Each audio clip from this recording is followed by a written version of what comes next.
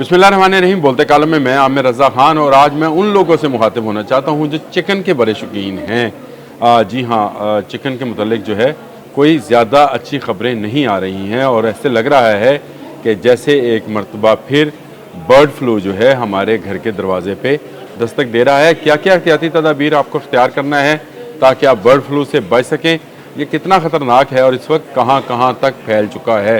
आज मैं मुख्तलिफ रिपोर्ट्स पढ़ रहा था। ब्राज़ील से ये शुरू हुआ, रॉयटर्स की स्टोरी है कि ब्राज़ील के कस्बे से ये बर्ड फ्लू दोबारा से ब्रेकआउट हुआ है। लेकिन पिछले साल भी साइंटिस्ट ने कहा था कि 2025 में आने वाला बर्ड फ्लू जो है ये दुनिया भर के लिए ख़तरा होगा और इसमें आपको बहुत सारी एहतियाती तदाबीर जो है अख्तियार करनी चाहिए और तमाम शेड्स जो हैं जहाँ पे मुर्गियों को पाला जाता है वहाँ की बाकायदा स्क्रीनिंग कराई जानी चाहिए।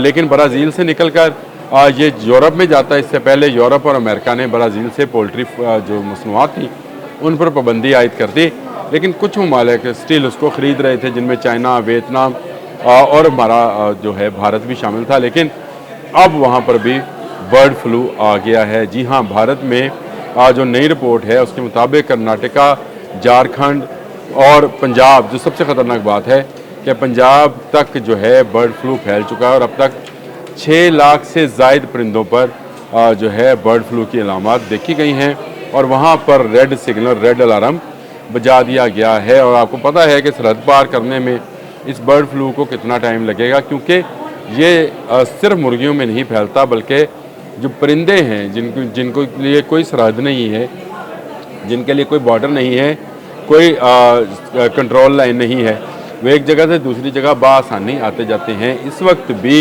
इंडिया के बेशतर ज़ू बंद कर दिए गए हैं क्योंकि रिपोर्ट हुआ है कि वहाँ बर्ड फ्लू की अलामत ना सिर्फ परिंदों में देखी गई हैं बल्कि उनके जर्म्स जो हैं वो मुख्तलिफ जानवरों में भी देखे गए हैं और इसकी अलामत देखी गई हैं।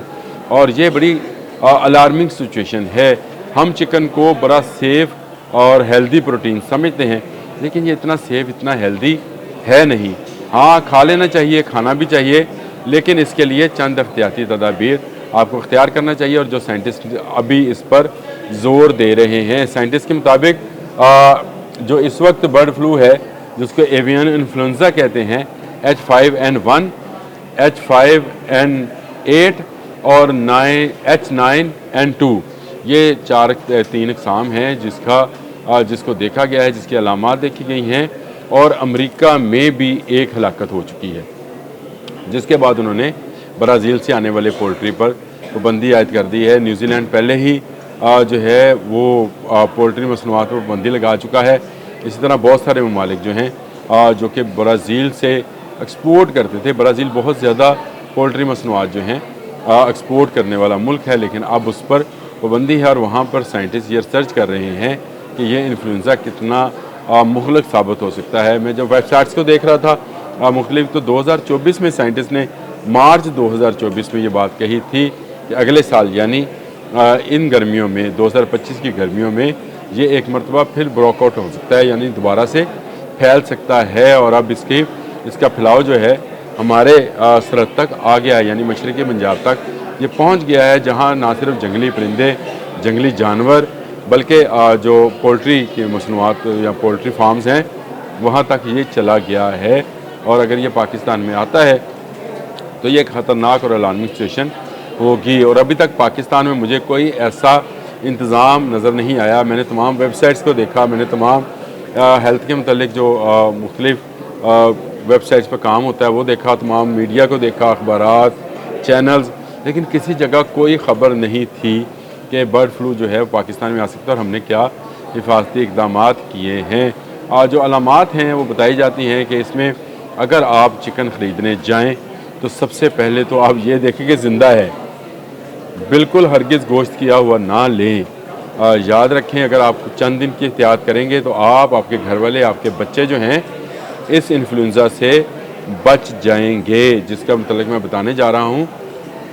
इसमें अगर आप चिकन ख़रीद रहे हैं तो आपने 2-4 चीज़ों को ज़रूर मद्देनज़र रखना है। एक तो उसकी आँख से पानी ना आ रहा हो, बिल्कुल वो लेटा ना हो, उसकी चोंच पर नीले निशानात ना हो, उसके पर जो हैं वो सूजन का शिकार ना हो और वो ऐसा भी ना हो कि अपने पाँव पर खड़ा ना हो सके। ठीक है, ये ब्रायलर जो है ये अपने पाँव पर खड़ा नहीं हो सकता। दुनिया में इसको बड़ा सेफ़ प्रोटीन समझा जाता है, लेकिन हमारे यहाँ क्योंकि इसको मुख्तलिफ़ किस्म के हार्मोन्स के और एंटीबायोटिक्स के इंजेक्शन लगाए जाते हैं ताकि इनकी ग्रोथ जल्द अज जल्द हो, और 2-3 हफ्तों में ही एक 1.5-2 किलो का चिकन जो है, एक चूज़ा जो है वो चिकन की शक्ल अख्तियार कर जाता, मुर्गी की शक्ल अख्तियार कर जाता है।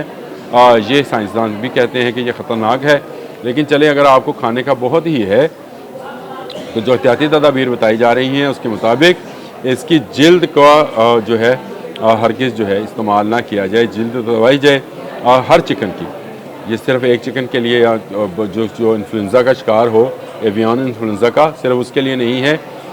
जिल्द का इस्तेमाल ना किया जाए, इसको अच्छी तरह पका के और गला के खाया जाए, और कोशिश ये की जाए कि सब्ज़ियों या दालों में जो है इसको इस्तेमाल किया जाए, इसको अलहदा से इस्तेमाल ना किया जाए। जो हम बहुत ज़्यादा अब शवारमे और बर्गर्स और पैटीज़ और पता नहीं क्या क्या जो ऊद बुला और ऑल फॉल बिकता है बाज़ार में, उसके शौकीन होते चले जा रहे हैं और अपने बच्चों को भी इसी पर लगा रहे हैं। याद रखिए, चिकन ज़रूर एक सस्ती प्रोटीन है, लेकिन इसका इस्तेमाल कभी कभार ही ठीक है, और वो भी आप सब्ज़ियों दालों वगैरह के साथ करें।